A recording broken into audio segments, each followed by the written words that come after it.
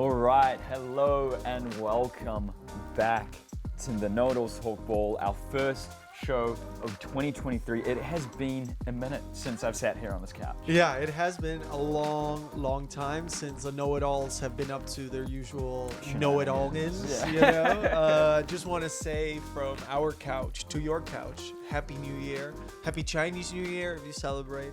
And we hope that you start this new year just like we did, just still knowing it all. And still talking about football. Yeah. Any New Year's resolutions on your side, apart from obviously knowing even more than we did last year? Which is difficult because I know it all. Yeah. So my resolutions, I wanted to read more, and I started reading more. Now I'm reading more books, Nice. like more than just tweets, which is nice. Read more books and stop smoking, but like that one's on the fence.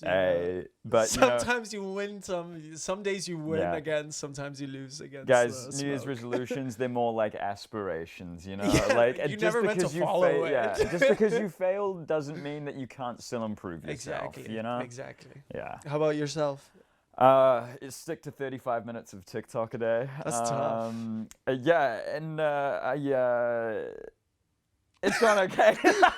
Also, sometimes you win, sometimes you lose something. Yeah, You can't. yeah. Sometimes the TikTok I'd say video is too much. 93% of the days I've stuck to it, which is pretty That's good. That's really good. That's pretty good conversion rate. Yeah. The pretty good conversion rate. Exactly. Yeah. Speaking of conversion rate, let's talk about someone who can't convert anything. And welcome to our brand new segment as well, the Fix-It-Alls.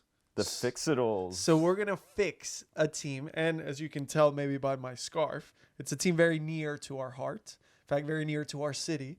We're fixing them. Very near to us. It is our city. It is our city, yeah. And also it's literally 10 minutes away from here. 10-minute walk. Maybe that gave away where I live. Like, I shouldn't have said that online. Oh, no. The 6 people watching again. Yeah. They're going to track my ass.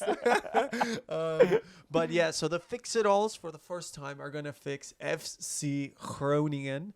So, Jason, what is going on at FC Groningen? Why do we need to fix this club? Well, it's pretty obvious from their league position why they need a bit of fixing. They are dead last, and they've just come off a lovely run of games against relegation rivals that they have all lost. So their recent form, we went to a game which I will be referencing a little bit because that's sort of the knowledge that I have around Groningen. We went to a game against Feyenoord, which they lost 3-1. They followed that up 3-0, right? 3-0. Sorry, 3-0, disallowed goal. Then they followed that up with a 3-1 loss against Heerenveen, which is the big derby of the north. Like that's exactly. like their Classico, I guess, of the north, right? And then they followed that one up with a 1-0 against Cambuur, who were last at the time. Were last I at think. the time. Yeah. And then another loss against Volendam, who were 17th maybe at the time. I think. So they were on 13 points prior to playing. Groningen was on 12. Cambuur was on 9. And now Cambuur has leapfrogged Groningen, and Volendam has put a 4-point gap on top of them. And on the playoff spot, we have Emmen. So, I mean, it is pretty interesting because the last 3 teams are all from the north of the Netherlands. You have Groningen, you have Cambuur from Leeuwarden, and you have Emmen from Emmen. So it's quite a spicy little battle like between the 3 teams.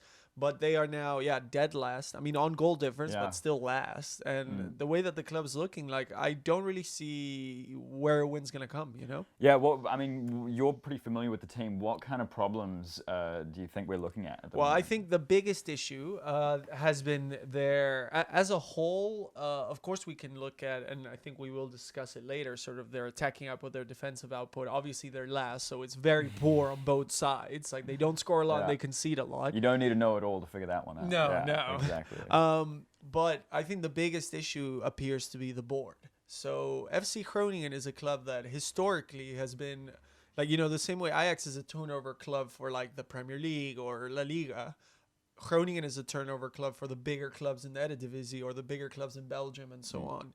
And we've seen, like, I think everybody's more or less aware of Arjen Robben, Van Dijk, Tadic, Luis Suarez, these guys that have played here. World-class players. Yeah, exactly. And they come out of this academy, or like Suarez was his first sort of jump into European waters, But the board has been, quite frankly, awful. The fans have constantly been calling for Mark-Jan Flanders' head. He's a technical director. And I think the issue is that Groningen is a selling club, but where is that money then being put into? Because all of that money is not... They received 12.5 million bid for their striker, Strand Larsen, from last season, which, in my opinion, was a really good amount of money because I don't think Strand Larsen is necessarily anything that impressive. But then that money this season hasn't been seen anywhere. You know, they signed a new left back who, even though he hasn't really played well, he keeps starting there.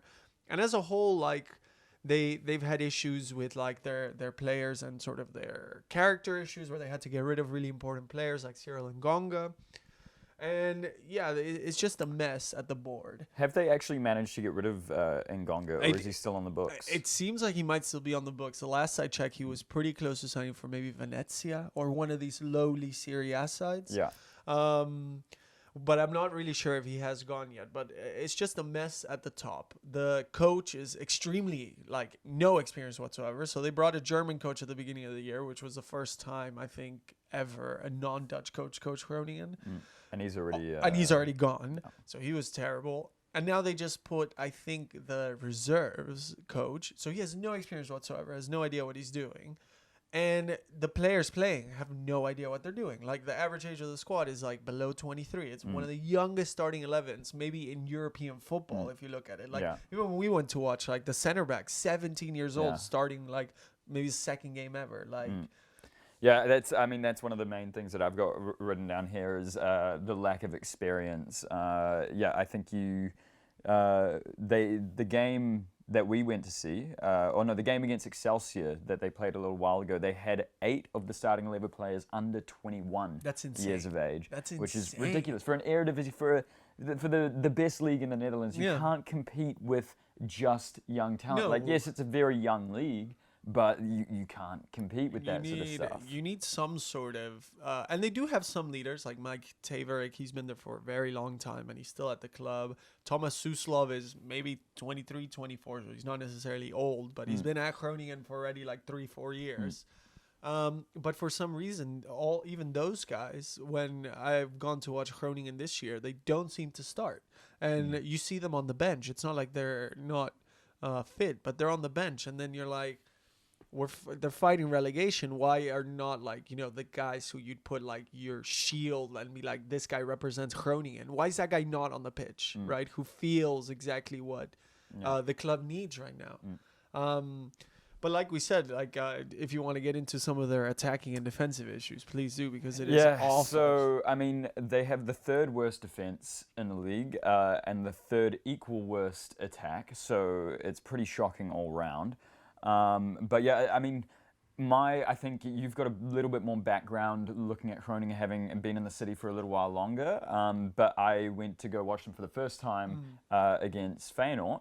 And the one thing that was just glaringly obvious to me is that they just can't hold possession of the ball in the midfield. And they seem to have a weird obsession, because this is the second time, I think this is the 3rd time I've gone this year, 2nd time I've gone against the big clubs, because I went to watch them against PSV.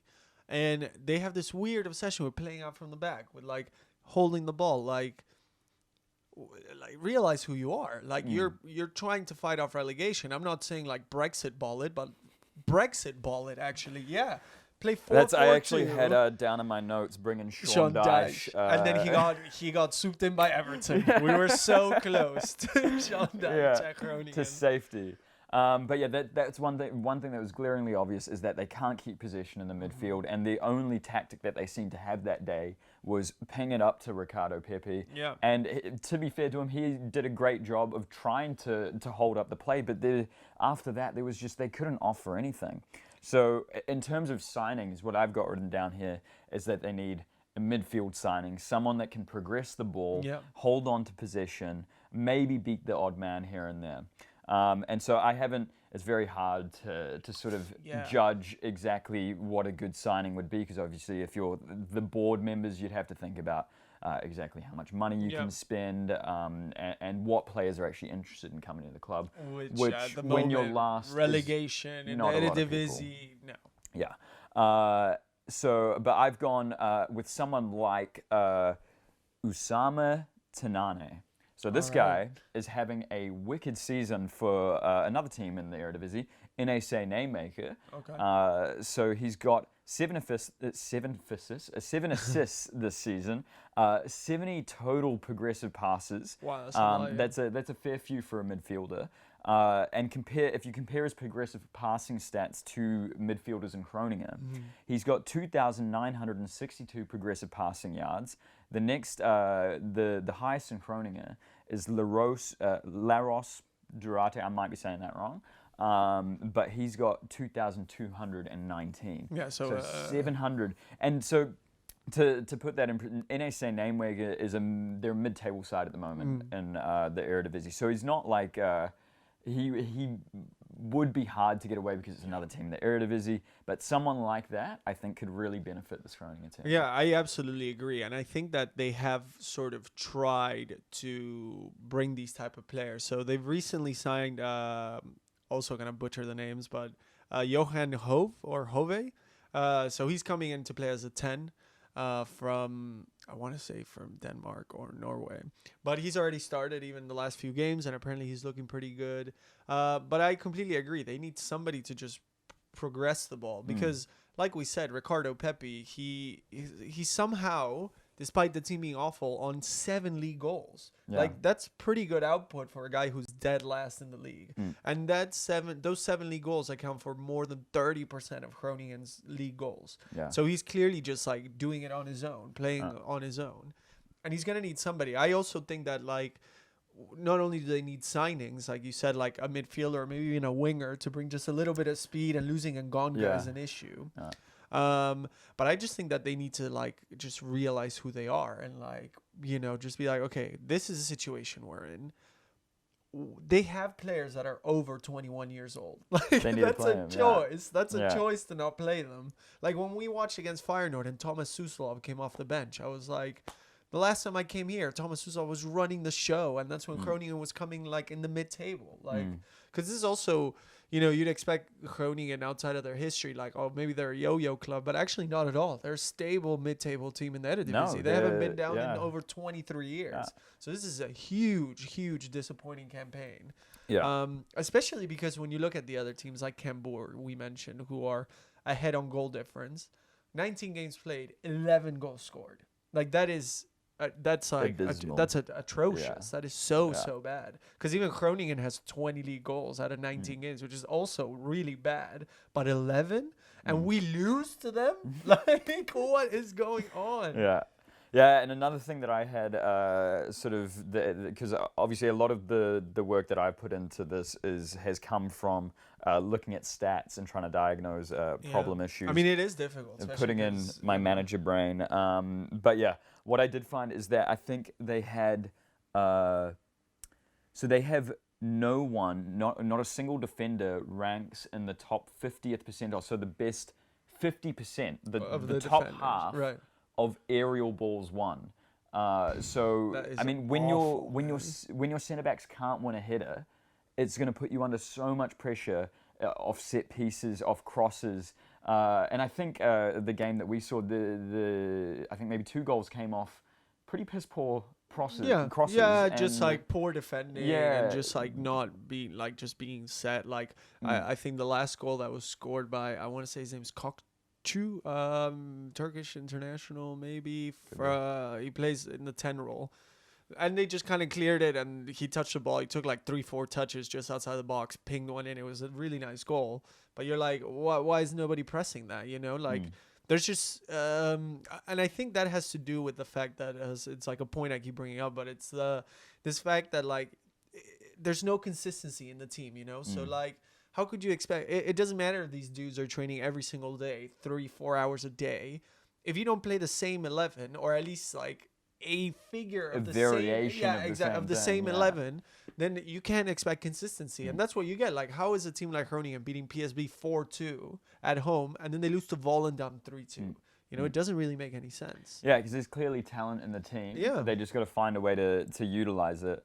But yeah, I think defensively, the aerials that they just haven't been able to win, for me was a glaring issue.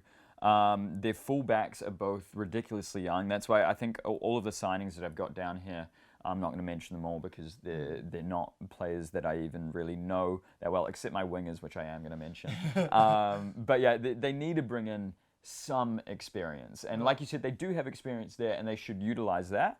And I think experience in the Eredivisie as well, it doesn't have to be a 33-year-old. Yeah. Experience in the Eredivisie could be a 25-year-old who's had 2 seasons already. It's in like the what I Eredivisie, said about you know? Suslov, right? Like not an old guy by any stretch of the imagination, but he's been for the team for at least 3 years. So at least he knows like the expectations, like sort of the rhythm of what is expected to play out of Groningen FC. Yeah. So it does suck to see our team like this, but we've also signed Aymar Scher on loan from Spezia. He's a CDM, so maybe he'll also help with sort of the progressive holding the ball kind of areas. And then I thought, like you said, experience in Eredivisie. I thought maybe they should go look down in the Eredivisie.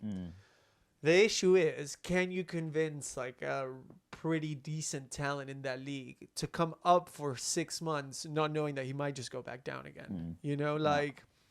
Because excuse me, there are a couple of players like Giovanni Corta. So he's playing for. Sorry, let me just find it. He's playing for the Graafschap, the farmers. That's what they're called, the Boren. So he's 29 and he doesn't play a lot of football, but he takes a lot of shots per 90, and he's quite creative winger. So I thought, I just looked at his stats. I was like, yeah, bring him. Bring somebody on the wing. So I have Corta. Who do you have? Like maybe to bring on as a wing? As a winger, so I wanted experience and I wanted good experience. So I've gone for Steven El-Shaarawy. But if we can get him to come to Groningen, I think he's actually not having a bad season at Roma. So not to base our takes on FIFA, but he does have a team of the week this week. So I think it might You've be heard it here first, guys. To get him out. And the second one I've got is Bruma, the Portuguese, I think. Baller. Baller. He was at Galatasaray, right? That one. Yeah, I think so. And you mentioned before we started recording, there's Ryan Babel. Babel would be a great signing as well. Like these journeyman guys. Mind you, El-Shaarawy hasn't really been a journeyman, but guys that have been around and they've played in the top leagues. They might not be at the best, but they can definitely bring something to the for sure, team. For sure. I mean, they have. The reports are they have around 14 million to play with. I know that we're filming this a day before the transfer window, and we don't really know when it's going to come out. Yeah. Realistically, they might make a signing or two tomorrow, but I think that he should at least, for the sake of the fans and the amount of heat that he's getting for not spending money and not investing it, he should at least try. He has brought 2 players in. Maybe bring another 2 tomorrow on the transfer deadline window before it closes, just to show the fans, I do care about it. Because I think that's kind of the issue. A lot of fans think that the board does not care that the club is going to go down. And I think it's really sad to see it, because at the beginning of the season the stadium was packed and we went against Feyenoord, which would normally be packed. I mean, we bought the tickets the day before. And it was relatively, and we could hear the Feyenoord fans we were to sat be fair, around, they were right behind us. But we were sat they have the away fans in their own corner with all the stuff for security, but the dudes sitting around us were all Feyenoord fans too. They were all singing Feyenoord, whatever. So it's sad to see where it's going, but basically, to summarize, consistency, signings in midfield, and experience, the wing. Play better. That's and bring us in as managers. Bring us there both you go. in. They'll fix it all. Coach and assistant coach, or coach and No, we can take turns. Home coach, away coach. We need consistency, but we'll switch the manager role every week. Yeah. But the 11 will stay the same. Yeah. We'll stay the same. I think that's all I've got to say on this matter. Me too. I just hope that we don't get relegated, because if I am in Groningen still next year, I do not want to go watch the second division football. No, but tickets will be cheap though. Tickets will be hella cheap, but that's not what we care about. No. So that wraps up this episode. We've got another one of these coming out, and we will keep the team that we're going to be doing a secret for now. But we will see you again soon. Goodbye. Peace. Nice. Bye.